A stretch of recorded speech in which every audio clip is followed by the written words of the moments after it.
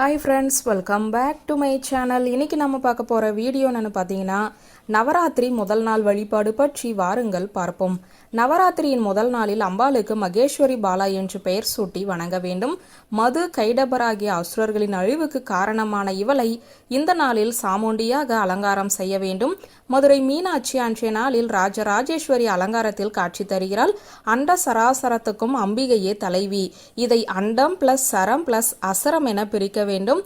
அண்டம் என்றால் உலகம், சரம் என்றால் அசைகிற பொருட்கள், அசரம் என்றால் அசையாத பொருட்கள். ஆம், அன்னை ராஜராஜேஸ்வரி இந்த உலகில் உள்ள அசைகிற அசையா பொருட்களுக்கெல்லாம் அதிபதியாக இருந்து அருளாட்சி நடத்துவதை குறிக்கும் வகையில் இந்த அலங்காரம் செய்யப்படுகிறது.